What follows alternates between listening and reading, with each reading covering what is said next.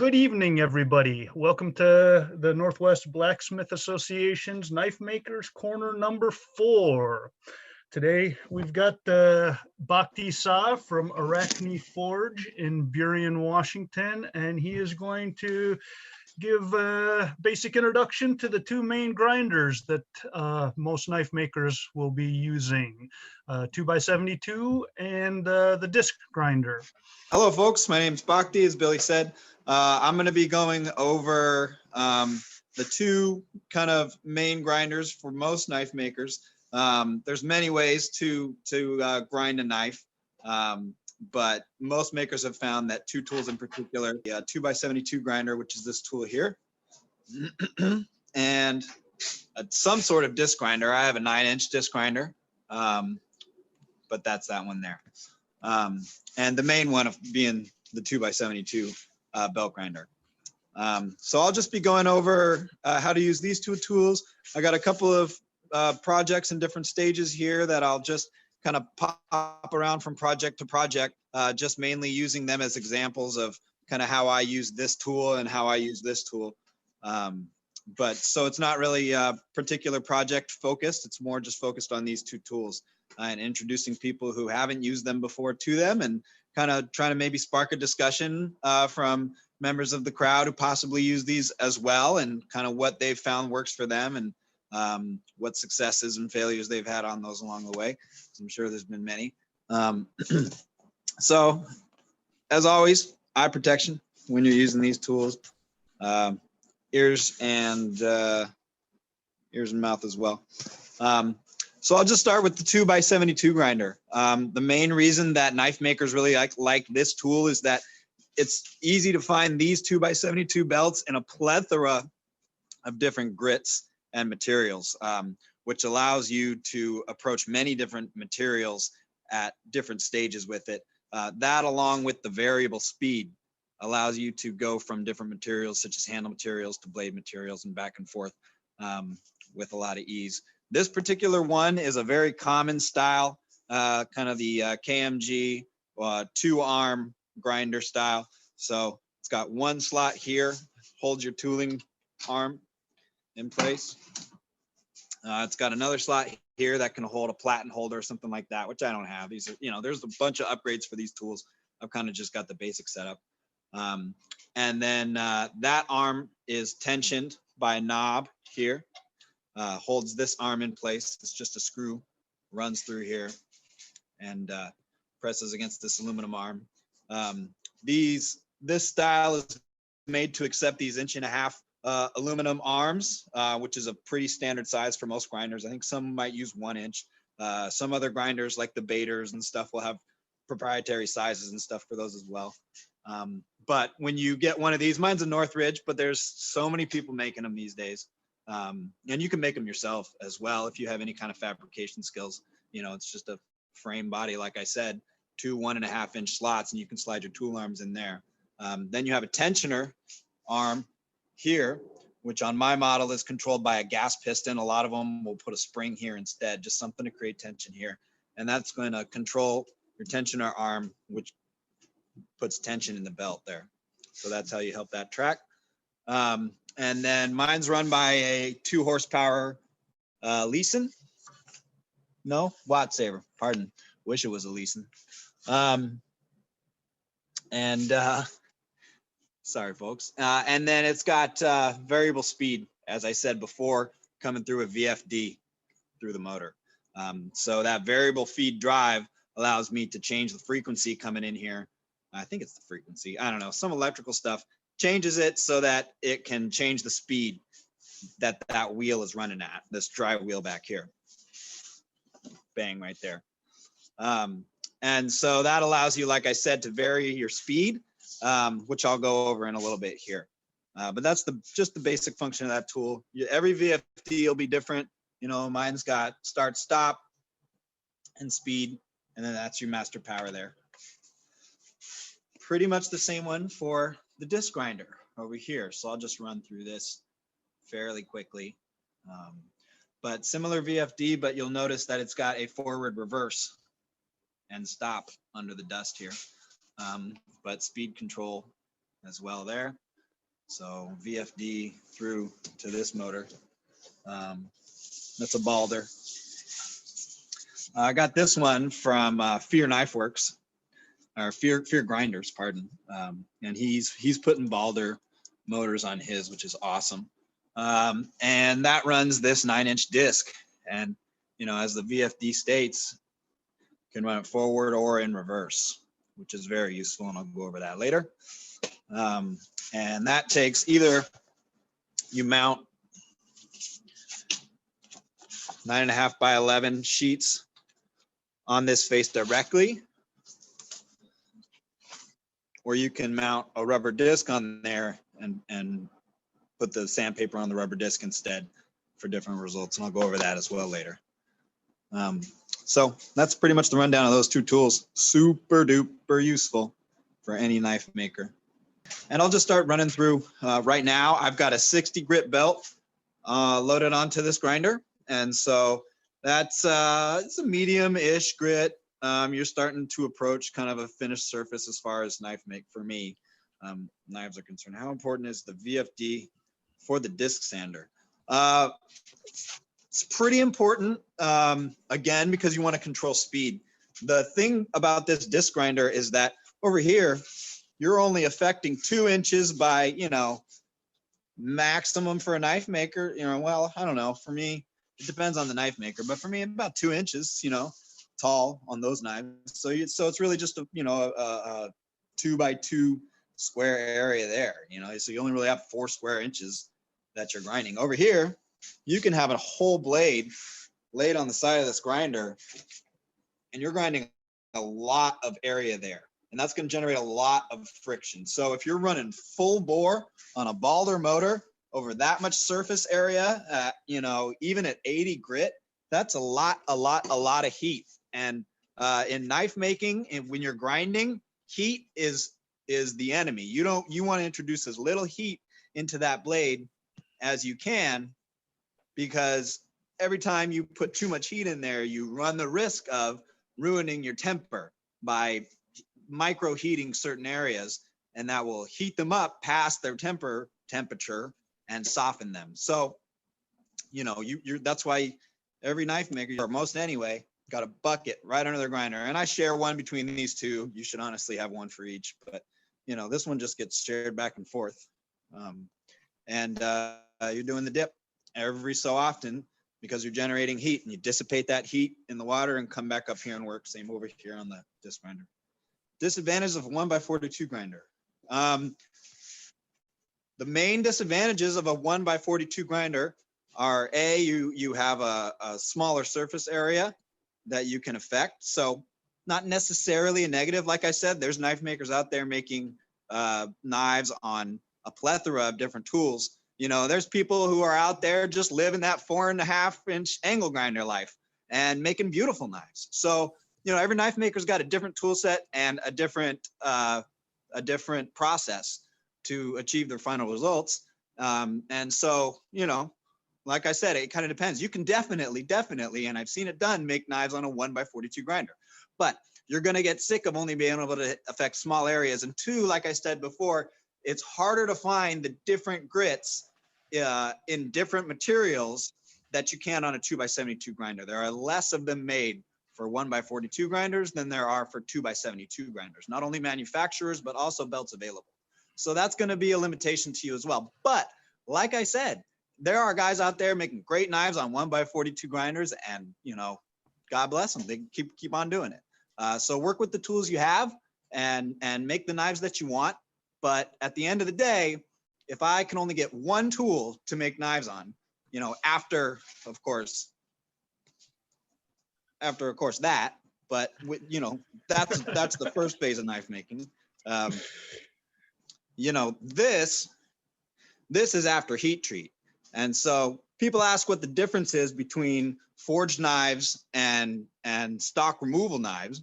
And after you heat treat, it can be very hard to tell. You could have 2 makers, one is forging it, one is stock removal, and they can end up with a very similar looking knife in the end, because after you heat treat, knife making looks pretty much the same. It's all grinding. So it's really in how you get to that form, that raw form that you heat treat, because of course no blade is heat treated at final thickness. Some smiths can get very, very close with great skill. I'm not, I can't get that close. I still come down to about 1/8 of an inch on, sometimes I'll push a little closer, a 16th, but I usually come down about 1/8 of an inch because, it takes skill to be able to trust yourself down to that very close final thickness and bring it all the way through heat treat and not need any room to play around. I'm not that good yet, but one day. But right now I come down to about 1/8 inch. And so almost every knife is not at final thickness through heat treat. So there's grinding afterwards, no matter what on every knife. And so after heat treat, stock removal and forging, same thing. So, this is a Northwest Blacksmith Association demo, but this is the Knifemaker Corner. And so tonight I kind of wanted to focus on grinders. If you're building your own grinder, yep, motor must be 3-phase. And what was that second part? That was some electrical stuff that. He's talking totally enclosed fan cooled to keep the dust out. Yeah. Great point. So sorry, I got real verbose about that. So yeah, that's, it's work with what you got. And, if 1x42 is it, then go with it. But, there are definite advantages to this sort of setup. Like I said, the availability of belts and also the interchangeability of these tool arms. I really only have one other tooling arm that I interchange. I'll flesh it out eventually, but it's the small wheel holder, and I'll show you later. I can slide that in there and have a different work surface, which makes the versatility of these great as well. 1x42 grinders rarely have that ability.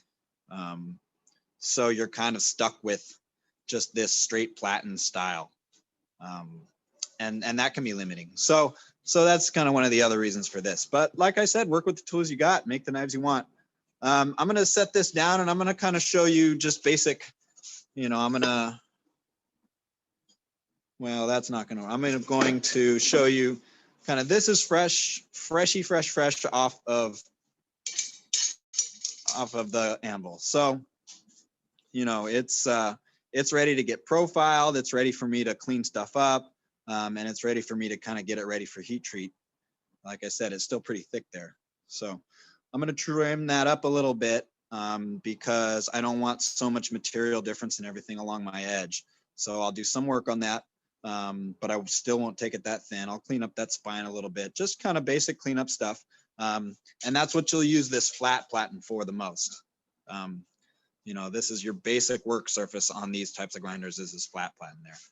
So I'll just kind of get after that with this. It's this 60 grit, it can handle it. I really should be on like a 36 or something, but this 60 grit, that's a mid-range grit. I can, whatever. I don't mind using it for something like that. So first thing I'm going to do is I'm going to put some tension in the belt. It's just sitting slack right now, which is how you should store it. So I'll bring this down. Pull my belt out. I'll hold it in place with some tension introduced by compressing that piston. I'll tighten down that tooling arm. Check it, it should be nice and taut. And then I'll swing this on. I'm at 60 grit, so I don't want to go too fast because you can generate, well, doesn't matter. I don't have any heat treat on this yet. So I'm going to rip it. I'll go up to about 60% on my VFD.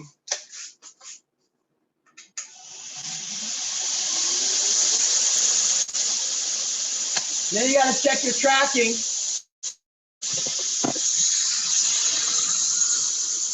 This dial right here will track your belt back and forth across your platen.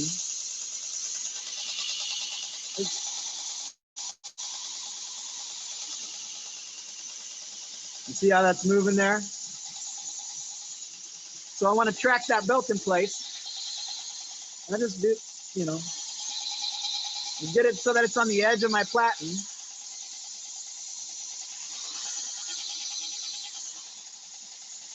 Yep, that's about even there. So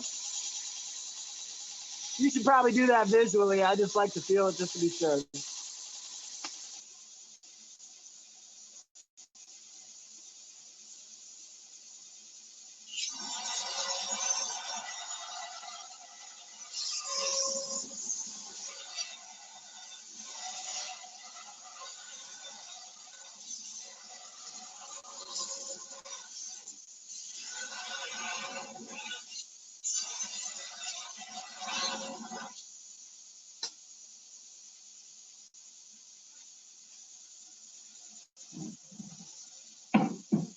Now you also have this platen available for most of them that you can slide on there and use it as a work rest when you go in and do this kind of stuff. I hate having to take it on and off, so I just don't.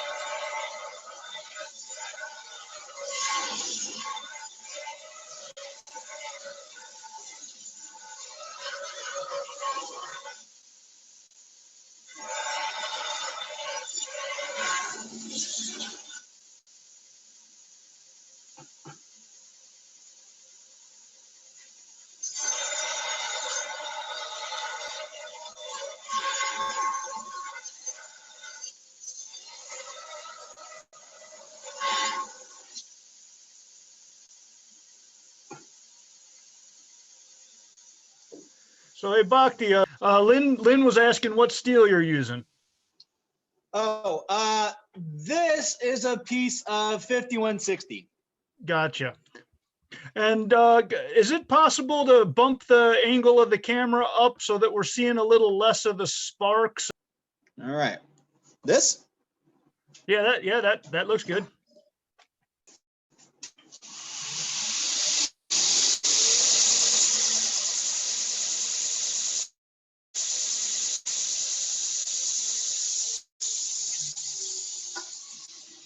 So far, I've just been using the flat platen to come through here and clean up my profile of my edge. Now I'm going to come in off the corner of the platen and just clean up some of this. And actually, I could come through off the corner of the platen, but this is a good opportunity to pop this tooling arm out and show you this small wheel.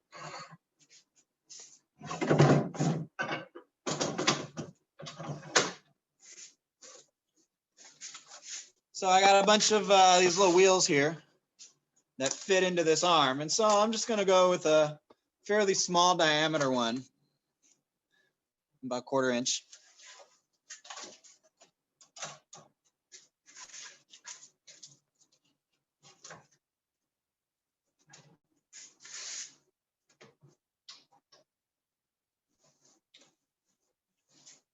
And here is where having that variable speed is valuable, because you can't run these small wheels too fast or you'll burn out the bearings. And so you have to be running your grinder at a low speed to preserve the life of your small wheels for the small wheel attachment. And if you're running at full speed the whole time without variable speed, you're just going to be burning up these bearings and just suffering. It's not going to be fun. So that's where that variable speed comes in handy. So I'm turning that down to about 20% right now of the full RPMs of the motor, which are, oh, I should know this, but it's 1,745, and so it can dial that up or down. And so it actually doubles it through the VFD. And so, but I can, like I said, I can adjust that speed. So I'm adjusting that down here so I don't burn my bearing out. And that way I can get in here and clean up that heel area and give myself a little more finger clearance in here, and blend it back into the tang a little bit. And I may end up clipping some of that tang off. I got about a tang and a half going on there.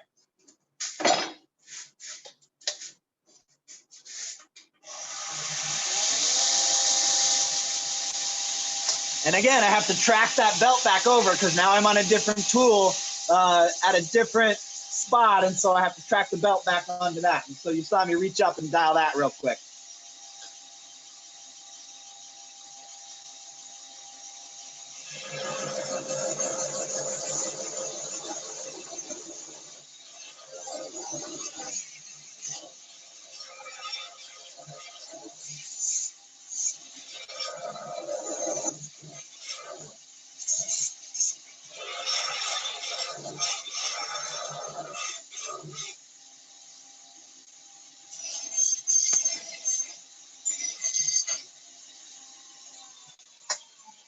And yes, for those wondering, you can forge all this in and not have to do this grinding.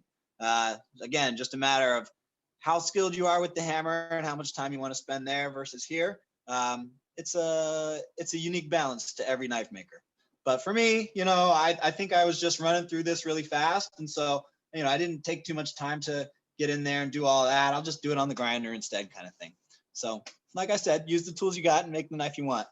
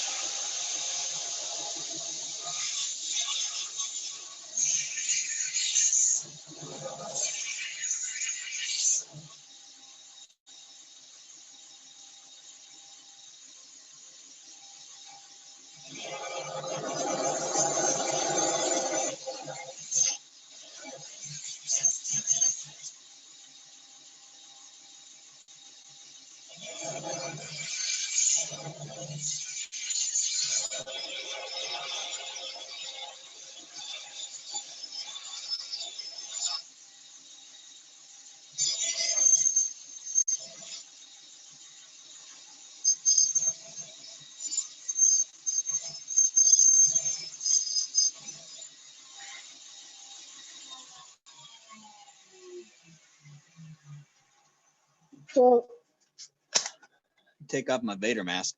So pretty quickly, I've been able to pull out some of that material, I'm trying to get the camera to focus on it there, and just give myself a little bit more finger clearance through there. For when I'm holding this, it's a kitchen knife. So, you want to be holding it in that pinch grip for most people. And so you kind of want a spot for that middle finger to go. And so I'm just giving the knife a little more finger clearance through there. And rounding out this heel a little bit, I like to sweep them back a little as a safety feature. It's very common in kitchen knives to do that.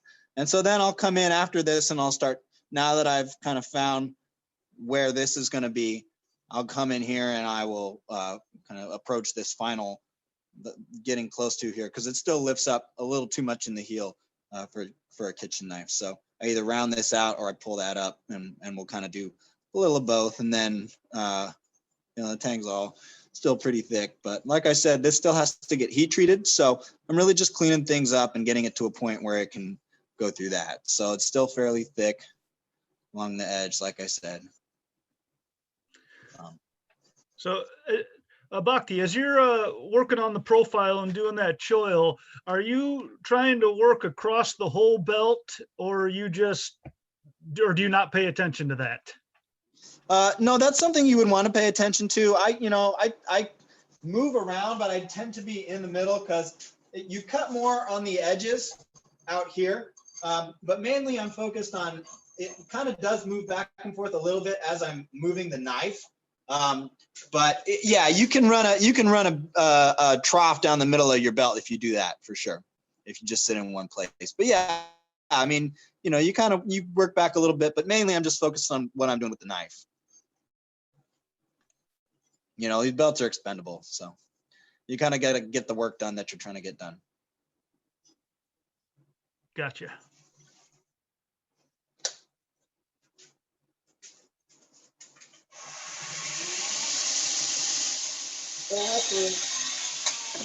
So actually, I'm going to want to come back to my flat platen now, clean up the rest of this edge.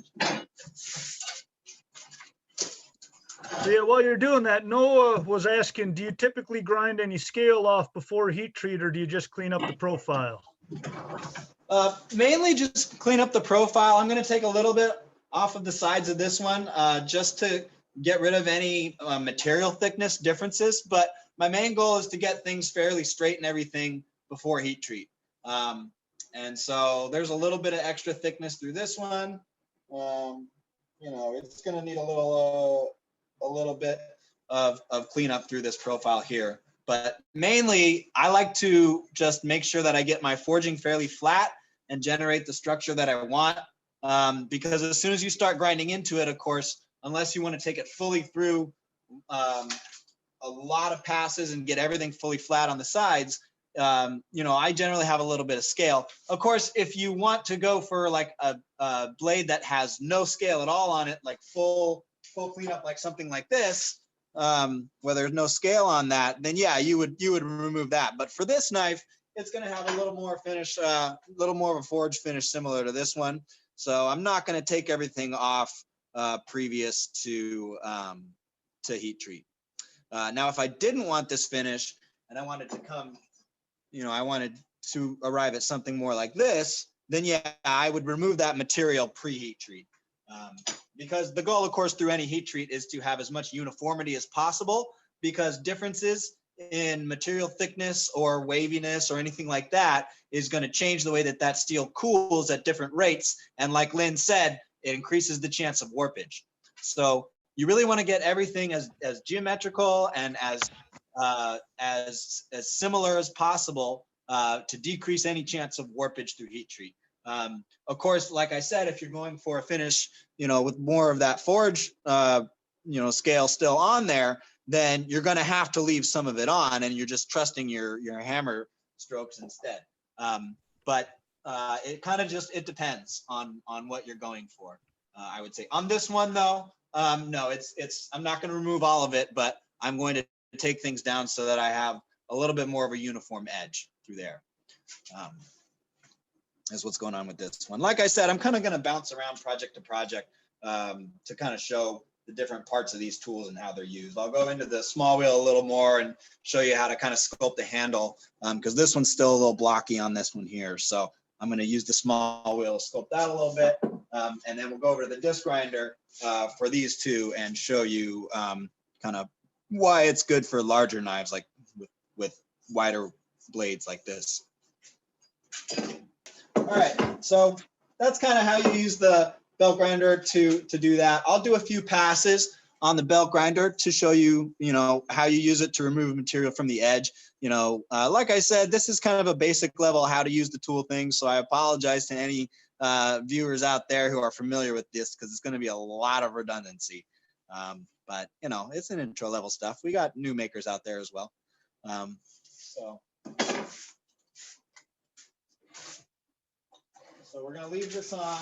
I'm going to switch from this 60 over to something a little more coarse. So I'll grab this 36 grit, which is very coarse, brand new belt. It's going to take that steel off pretty quick. So this will bust through that scale till you find the Blaze belts worth the money. Yes, 100% Blaze for life.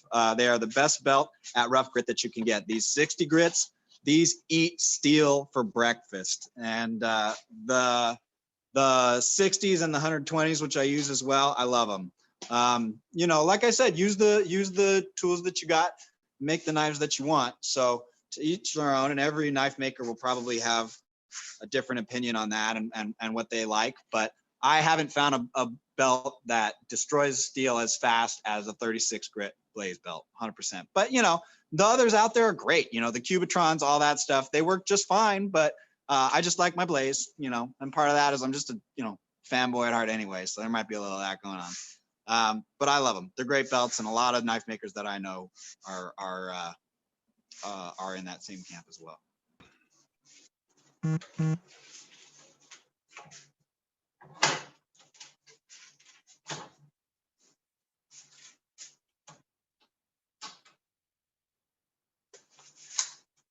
So now I'm going to dial this thing back up to about 65, fairly fast. You know, I could go up to maybe 70, even 80 if I really wanted to, but I don't really usually see a need to. Running these grinders at full double speed coming out of that VFD, it's pretty fast. There's a few times when I really feel the need to go all the way up. But right now with a fresh 36, you know, I feel comfortable going up to like a 70 to just kind of get this stuff cleaned up fast. Yeah, usually I don't go too far above that. I don't know. Like I said, everybody's got their things.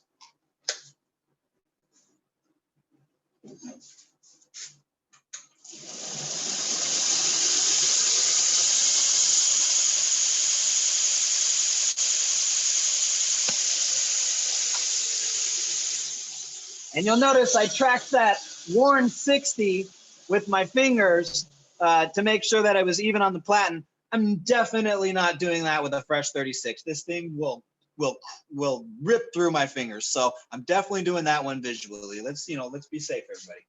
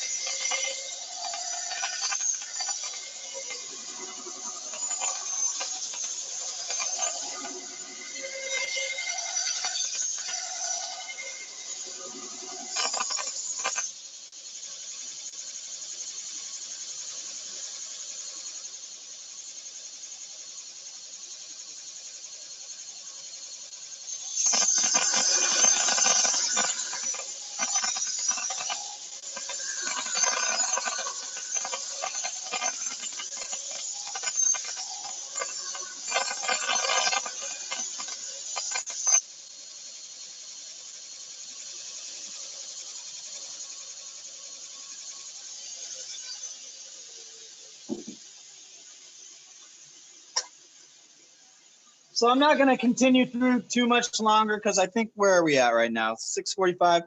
We're at 6:45 and I still want to show you some of the sculpting with the small wheel and then show you some stuff on the disc grinder as well. I'm not going to go too much longer going after it with that, but that's the general idea. I'm kind of coming in at an angle and just starting to peel off the sides. And so that's another great use of the flat platen as well. And you can just see material starting to move off the sides of the blade. And I've got it kind of cleaned up along the spine and the tang. I would clean up the tang a little more. I've got the area through here cleaned up a little more. I would clean up some of this lifting at the heel here. For a kitchen knife, that heel just comes up a little too high.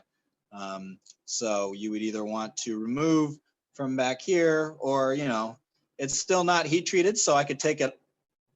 Let's check this. Still got a good amount of thickness along the blade. I could even take this back to the anvil if I wanted to. I don't have a heat treat on this yet. So, it's I with this one. I would probably just grind through that. It's close enough that I think I would just use the grinder to clean that up and move it through. But that's all a choice, make the knives you want.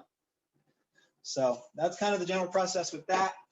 Like I said, you can put the small wheel back on there and use that to kind of sculpt and get these contours of a handle as well. It's a really useful tool for doing that. So I'll show you how to do a little more of that. Because like I said, this handle's still a little blocky. So I want to smooth that out a little bit. So I'm going to be running wood now. And this is orange osage, so it burns fairly easily from the high frictions of the grinder. So I'm at about a 60 grit, which is good for removing a lot of wood, but I'm going to run it at a low speed because I don't want to generate too much friction and put burn marks in this wood because it burns so easily. In fact, you know, there's a high chance that I will burn it even running it at a low speed. So I'm going to dial it back to about a 40 that's kind of a lower speed, but still enough to be getting some work done. And we'll see if that's not a little too hot. That, you know, that might still be a little hot. It'd be a little safer down around 30 probably. I forgot we're running a small wheel anyway, so we'll be down even lower, around about a 20. And I'm gonna go with something a little larger for contouring that handle than the one I was using before. Set that in there. So yeah, while you're changing tool arms, Noah was wondering if you use the ceramic belts with wood as well. I do, mostly because that's what I have. So I use them with wood and they do just fine. They don't load up too badly.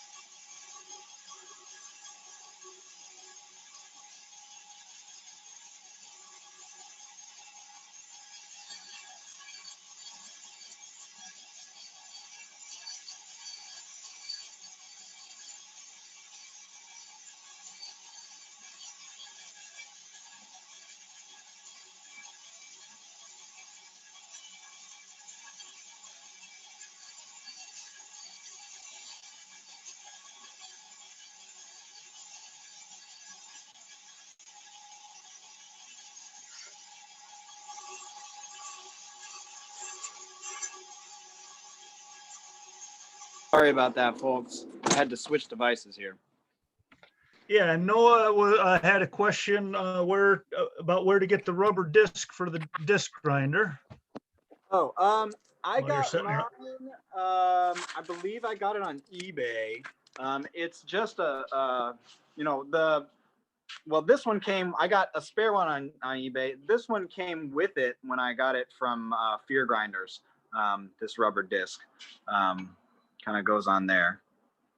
But it can just be any kind of hard, thick rubber. I have around here somewhere. I think it's over in another tool chest or something over there. But you know, you can get it in square sheets. This kind of hard durable rubber, pretty hard. I don't know what you know, what the rating is on or anything like that. Like I said, I got mine with the grinder, but it's about a, I don't know, maybe 5/16, 7-inch thick, and just a hard rubber cut to a circle, and you mount it on here. And I do that using this Easy Tack stuff. It's just some spray glue. I use the Krylon Easy Tack. You can use different types. There's this feathering glue, I guess, that works really well with these. I haven't used it. I just use this stuff. Works pretty well. Lets me take it on and off again pretty easily. And you can get it in a lot of different places. So I will come over here and I will turn this on. And I'll set it to forward. And I'm going to dial it down to a low speed because I'm just going to apply some glue real quick. So I just want it turning a little bit here. So let it start, and that wheel will start turning. Still pretty fast, even at 10%. So I'll just do that. Spray a little Easy Tack on there. Give it a good coat. And then, you know, I can put my sandpaper directly on there, but I am going to be using it to kind of blend things. So I want a little bit of an interface. And so I'm going to be putting this on there. Of course, I need to stop the grinder first. So then I would just come over here. I would click it to the middle, which is stop. I'll stop the wheel. Turn this off. And then I can put my disc on there. So let me set you up here again, and I'll be doing that. So I'll be there. There we go. So I'll be there working off of the right side of the grinder over here. And I'll just be cleaning up kind of the differences and stuff in my grinding off of the 2x72 grinder for this kitchen knife. And so I'll be using that to clean this stuff. So I'm going to put the rubber on there.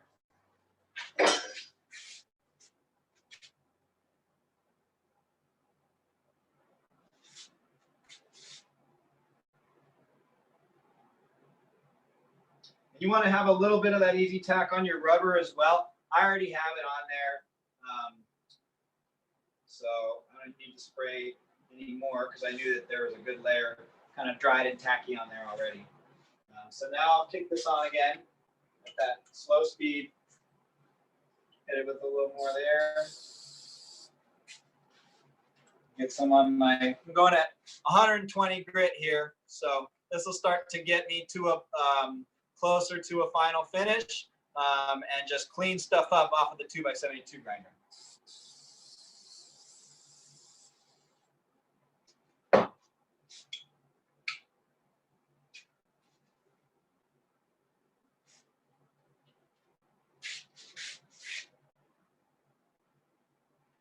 Now, if you have your disc sticking off the side of the table, this part's a lot easier.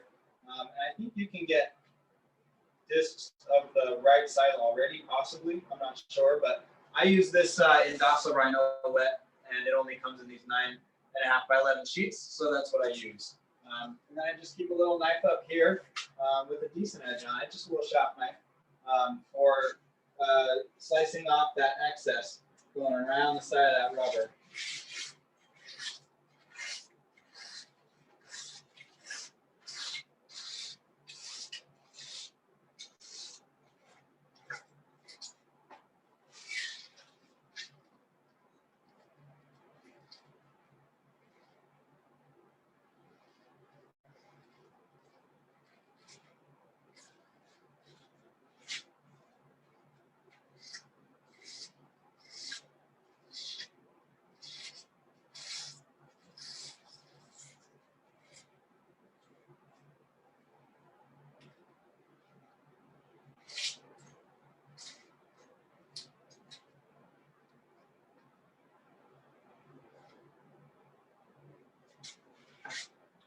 I need to put a new edge on this knife.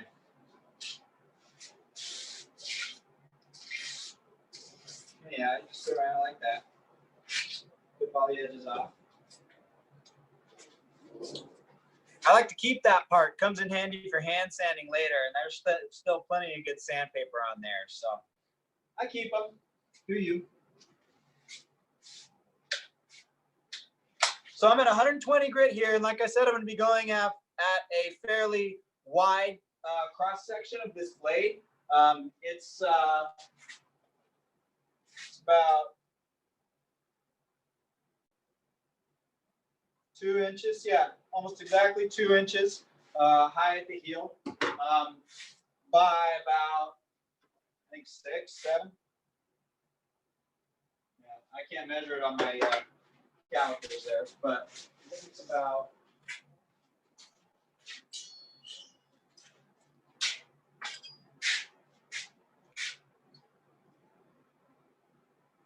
Yeah, 6.5. So 6.5 inches.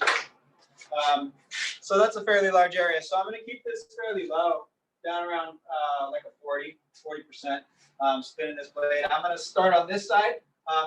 So I'm going to do the left side of the blade on the right side of the grinder first, and then will switch the direction of my wheel, and I'll be going this way instead. I'll be starting going this way, and then over here I'll be going this way, and I'll do the other side of the blade. So that's where it comes in handy to have that reverse wheel that can do both sides like that. Because of course, if this is spinning like this, then this side of the grinder is always going to be going up, and I don't want to be feeding a blade into that could possibly be kicking it into my face. No fun. So I'm going to be working over here where I'll be pushing it down into a platen that I might have there, which I have, but I don't really use that often. It kind of slots on there, similar to those Grizzly 8-inch combo grinders with the disc and the belt. But I kind of prefer to just have it all available to me. So I just leave that most times, unless I'm shoring up some wood to get a perfect angle or something like that. So I'm going to start going forward towards me. So I'll put it into forward, and I'll hit start. And it'll start going this way. And I always like to keep a bottle of water handy. Spray that down.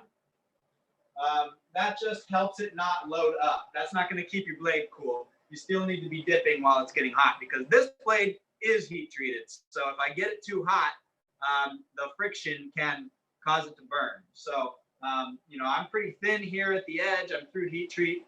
I really just want to clean things up. So I want to make sure that I don't generate too much friction on this. So that's where the water comes in handy. My trusty old Windex bottle is starting to fail on me. I should get a new squirt head for it, but that'll work good enough. And the other thing I should mention with these is that similar to a 2x2 by a 2x72 grinder, it does more work at the edges of the belt. Similarly here, this disc does more work at the edge of the disc than it does in the center, because this edge is moving faster. So you get more pressure, you get more speed there, and more material removed. You also tend to have more pressure there just with the way that you hold your hands. So it generally does more work there and less in the center. And of course, you want to make sure that your blade doesn't ever go over the center, because then you're going to be kicking it up and you'll notice it right away. For instance, if I go in, I'll just do it a little bit just to show you.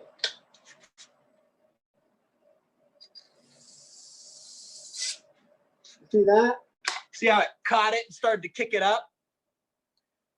That's what you don't want to do. And so you want to avoid going over the center, the very center of this disc, and you want to stay. I can get this entire, well, not all of it, but halfway up the handle.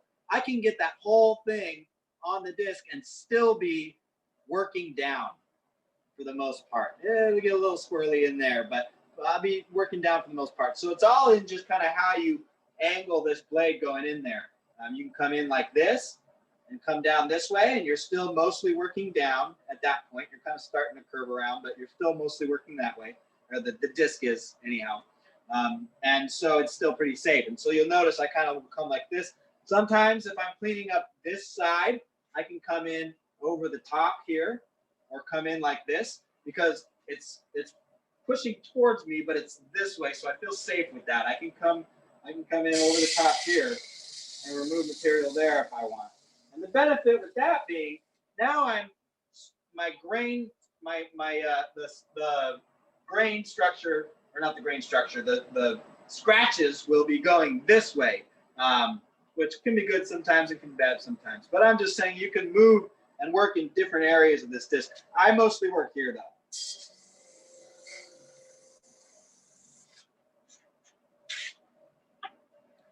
And you can do your handles too, coming in like this if you want to add taper or anything there. This big flat area is great for getting things flat. And so things like handles where you want to have them nice and flat for when you laminate things on, this tool is really good for that as well. You can do that on the 2x72 grinder off of that flat platen as well. You just have less area to work with, so it's a little harder. The disc grinder makes that very easy. So I can come in here and I can flatten out my handle and get it nice and tuned up for when I put scales on there.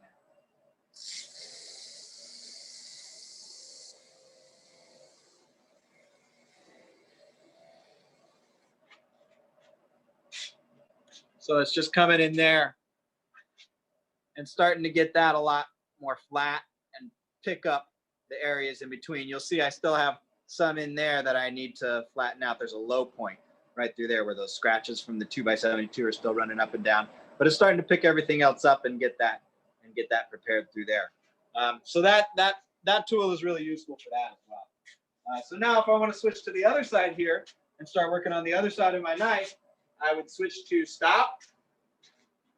Let the motor kind of come to a stop first. Don't just crank it straight through forward and reverse. That puts a lot of stress on the motor going to opposite polarities like so quickly. You want to come to a neutral point and then go through to your reverse. So, I'll come to this other side here. And then I'll be working off of this side of it.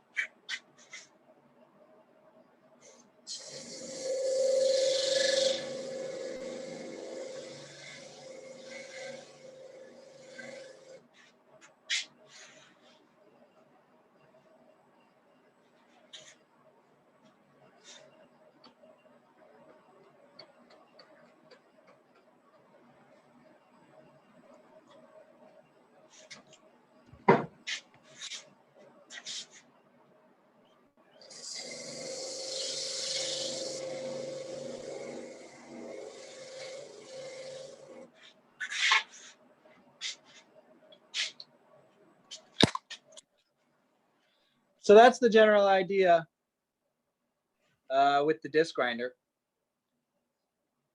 and its use. It's kind of good for getting those broad, flat areas and getting in and blending things up. And then the belt grinder, of course, you have all these tools that you can change in and out. That makes that really useful tool as well, obviously for doing different things. I think it cut out in the middle of when I was doing that, but it's starting to get in there and pull out some more of the material from that orange Osage and starting to round this handle out a little bit more on that one side.